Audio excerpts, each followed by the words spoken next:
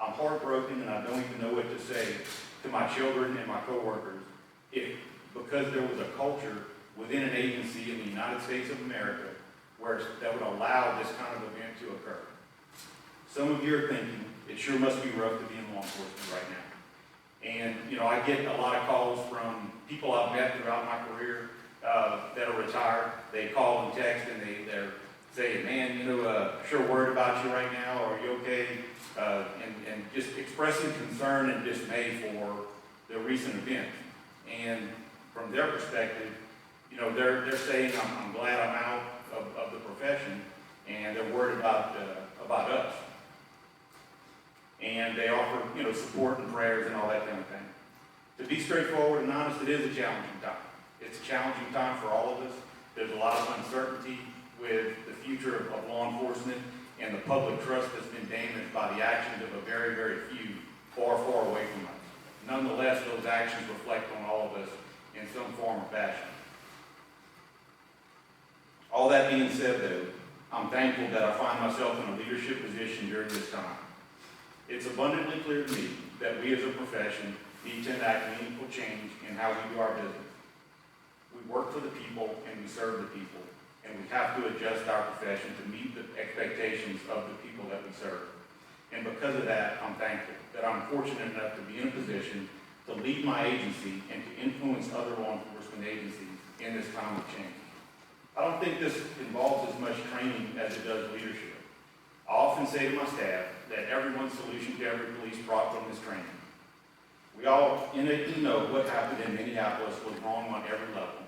It does not take training, and no training is necessary to address this.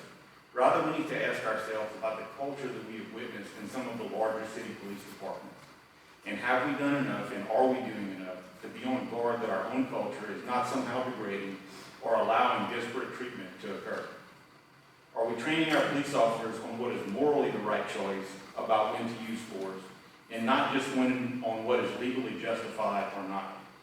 That's the question, among others, that law enforcement leaders need to ask. The path forward, I believe, will also involve empowering police leaders to truly have control over their police officers. Too many times in the past, I've been told by a chief of police that they cannot terminate or discipline problem officers. What I believe we will see is the gradual empowerment of law enforcement leaders to more effectively deal with officers who show a tendency to escalate too quickly. I believe if we both empower our leaders and at the same time hold them accountable for their law enforcement product that they produce, we will see positive changes. One example of this that's already occurred here in the Acadiana area is a local bill, 577, sponsored by Representative Jonathan Dudo, that was signed into law and will actually take effect this coming August, that allows the towns in Lafayette Parish of Broussard, Youngsville, Carencro, and Scott to now choose from among the 3 most senior officers when making a promotion, rather than having no choice but to promote the next most senior person.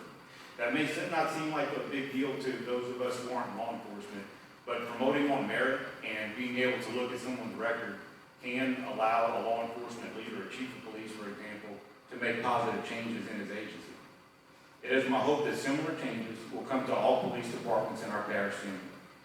I'm proud of the Lafayette Parish Sheriff's Office, and I'm proud of how we treat everyone that we deal with as we do our jobs. We have a culture here that has been carefully crafted since day one of my administration to treat everyone with dignity and respect, while at the same time showing respect for the rule of law. I'm also proud of the courage and commitment shown by my deputies during an extremely difficult time, especially my black deputies. Conversations with several have opened my eyes to yet another phenomenon of the double difficulty that people of color in law enforcement face. They not only experience friction from the part of the public that distrusts or is resistant to police, but also from their own community just for merely serving in law enforcement. Just like the brutality in Minneapolis, I would have thought that this was also a thing of the past. It is beyond obvious that we have a tremendous task ahead of us. I would ask all of you as we go forward to keep my deputies, my staff, and their families in your prayers, and that we all pray together every day that we stay safe and steady in the face of adversity, however extreme. Thank you all very much.